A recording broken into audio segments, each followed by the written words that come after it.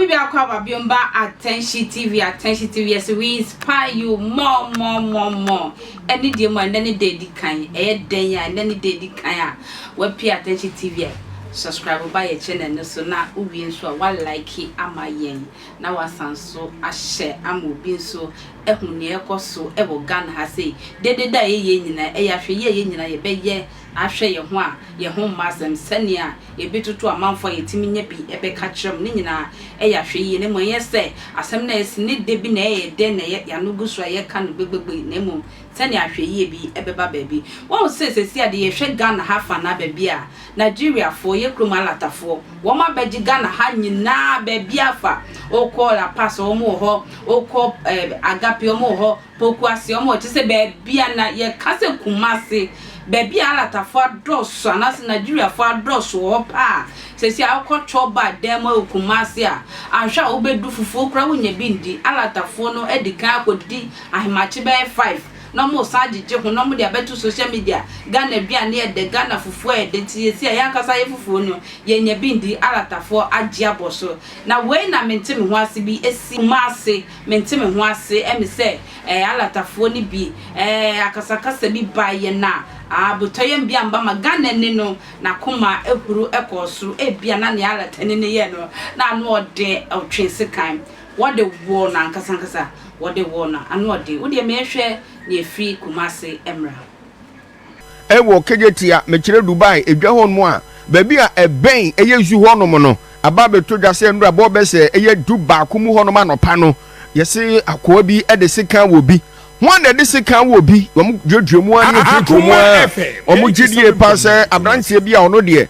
wotu bata be piem ewo Ghana mema sei ye ono efri Nigeria ena ba Ghana ha edin omde ma yen ye friend say Lover Boy no mo se uduru mantem ono mo de a Lover Boy no wa gini din ye pa ena mo susu se oni Ghana ni bi ena aye tasementem wanse we kana we yaka ena mo se Ghana ni no etwen eye bafo patcho nya bafo kwame bafo wo ha sei bafo no ye sekan otwen a ana twa yese wode wo Nigeria ni no etomu pagya no ekopie mu ewo eyasem dibia anase bia defense be ayaresa bia mum ne dua yi ena nkra no aba beto dwase abrantie no omde no epie mu ewo konfonoche aba ayaresa bia no Nigeria ni no a edin a omde maye pa no eye Lover Boy agimpo omduro na tase wantime akoka bi na kire sei abrante kwa no watime afumu an sa eho amane bo no ye di nka de mamu owuginaye no na bra omote se ye ka wonsem ewo akoma afumu ase se kim ena Nigeria fo no pani behwe dodo na ewo Ghana mema ase no anase bi asantimantima se Kumasi omukoko paye eno omso bo okogyamu yeso makwa akwa ye oye kire demonstration ye ni abre ko se makum ye ni a ene ye monso no nya de ebetimi no mo chese ye betimi no dwedwe kra omo abomade am se o entenso de kokko no ewo bi enum na nso aduru ba bi a no omo nyina agyan na omatimati fita ewo no me ne ade a na omo se akwa na wode se kan ewo Lover Boy na omo se wo ye Nigeria ni no wode sika na woni wie ya na ne woti do otwembrem nwa woni na ekọ no hane akwa na dwane kora chese nei ama Nigeria fo no so wo mu kokko apan a si ya hwedi yi a nya de betimi akoyie ewo ho yenya enkra bi se wodo ani kire mu Asante Region se mpenfo kiemefo task force no wo mu nyina kora de wo ho gimu a wo mu kọ baabi asem ni siye no mo pam adwadifo ni nyina timi de firi wo yama ne boni kwame yebo a ewo hono mo homa yenko akache ne mu sha ne sem ba ko mienu bi kwame wotimi kan ma adwo anwumre na enkante gumpo ni mu de ye chese won ye de no mu si enei eba ne san ena enam so mi cause awia no de odi nkan aboya amane no a Nigeria for no yes a protest no ensem be na no mo ka media me da fe o no be 3 people na ye di ko wie o ka se be ka Nigeria for no na ya first street ni na so get tell say amanye no on the morning show na ye ba afternoon news yes here no ye di the latest one eba no ni na any say na around 11 am ena kejetia opposite zoo enu mu hona no omo chere se misunderstanding bi esi Nigeria ni ono no oton phones covers and afei so earpiece ni ade na Ghana ni a ono so oton toothpaste and afei Robert ne se kan nkitinkitinkitinki area ho omo chese ntokwa no start ye wo bra Nigeria ni no e de na earpiece ananse ne covers no e de be si Ghana ni no ni niama no ani ya Ghana ni no na o ka che Nigeria ni se onyi fi ho enti efe enu mu na koya kasa kakra ya ekoko ntokwa ba ya Ghana ni ani di ni Stonebwoy no omo chese so obi a o ti akakra ya o san kan na wo nti obi a be ka se o ya pati kakra na Nigeria ni so obi a o wa pa bi a wo di nim no e wo street ni so na KJT area ho no ono se friend Loverboy nti Loverboy na se ni ngofo no e di nim no na Loverboy ni Stonebwoy ntokwa no ku na nim no kwa se ntokwa no ano ye din ya amanfo mo to no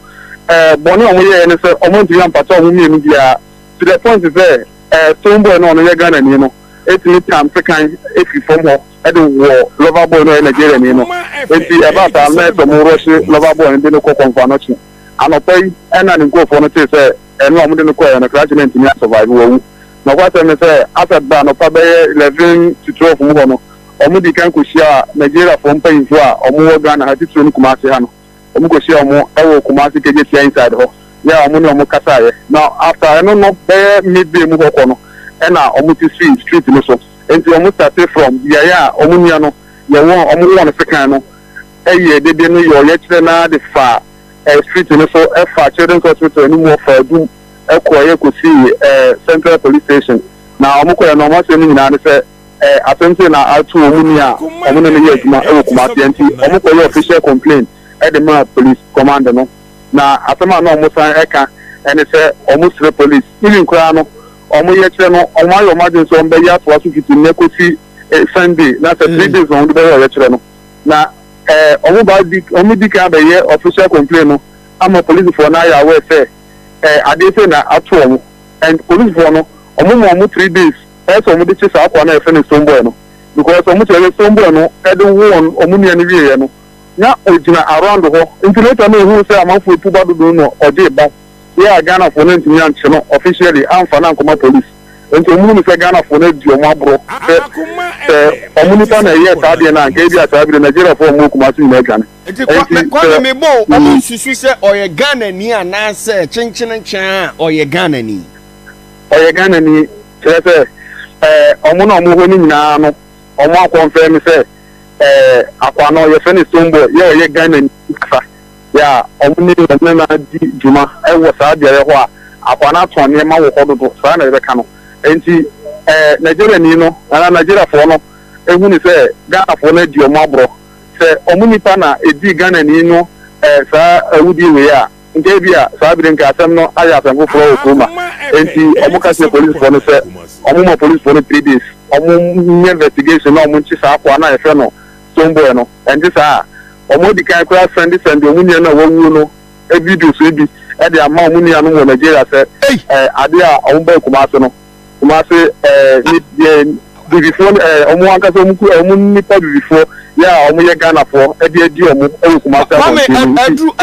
edru that level say Nigeria for na send videos e de akọ omo krom say de esi wo Ghana ni en say ba no say kan bibi o ana say enna man yehu no because omo ye demonstration ni na no na omo ko fo ni bi video a omo WhatsApp platform bi ba ko di chere ni o se Nigeria for nkwa na WhatsApp platform so ni na omo ye na omo di videos na to so na omo akasa a chere se asem se na afi ato omo wo Ghana ya Ghana ni na ko omo nipa enti ye ko regional police command ko nyina no o nyina so omo yi twitwa videos ni bia ni nyina omo so ma send enti di omo kan se